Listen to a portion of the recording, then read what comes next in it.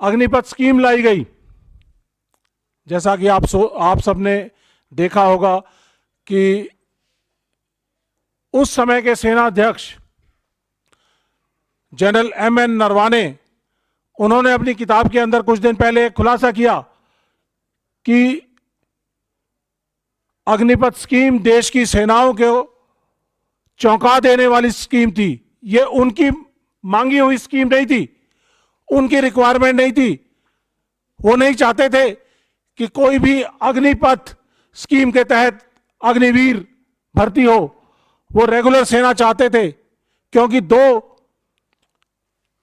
Western और eastern border के ऊपर हमारी सेनाएं लड़ रही हैं, और इंटरनल सिक्योरिटी का आधा हिस्सा, तो 2.5 फ्रंट बैटल बोलते हैं इसको, वो लड़ रही हैं।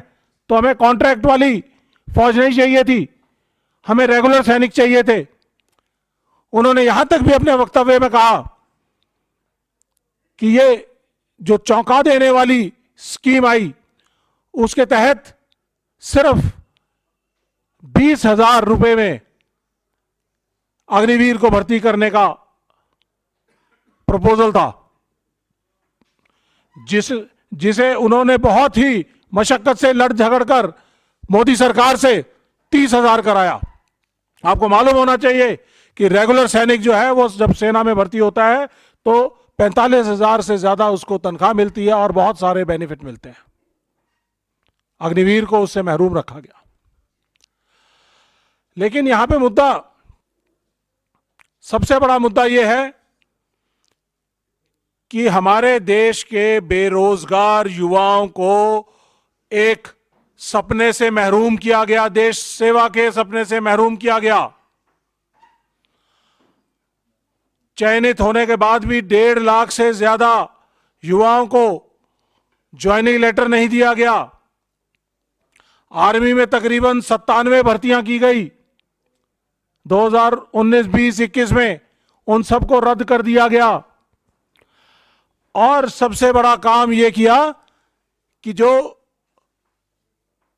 आवेदक थे उनसे 250 रुपए पर फॉर्म लिया गया, और इस 250 रुपए फॉर्म के कलेक्ट करने के एवज में 50 लाख से ज्यादा बच्चों से तकरीबन 1 करोड़ 100 करोड़ से ज्यादा पैसा इकट्ठा किया गया। ये 100 करोड़ का भर्ती स्कैम है मोदी सरकार द्वारा। इसके जिम्मेदार कौन? देश की सुरक्षा को कमजोर करने का जिम्मेदार कौन? और आपको यह जानकर अचरज होगा कि हमारे देश के मीडिया ने इन बातों को नहीं उठाया। मैं मोदी सरकार से साफ साफ सवाल करना चाहता हूं, पूछना चाहता हूं कि 100 भर्तियां आर्मी एयरफोर्स जिसके तहत 1.5 लाख से ज्यादा बच्चे सिलेक्ट किए गए, उनको ज्वाइनिंग क्यों नहीं दी? उनको तुरंत प्रभाव से ज्वाइनिंग दी जाए।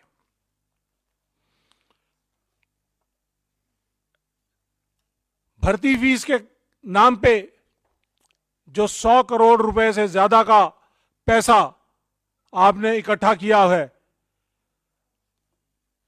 उसका देश को हिसाब दिया जाए कि ना तो भर्ती हुई, ना फॉर्म फी वापस हुई। बेरोजगारी, निराशा, अपमान साथ में मिला। मैं पूछना चाहूंगा कि 64 युवाओं के सुसाइड का जिम्मेदार कौन? और इनके जो परिवार टूटने का, परिवार को जो अपने पास पड़ोस से जो आत्मग्लानि और शर्म मिल रही है, उसका जिम्मेदार कौन?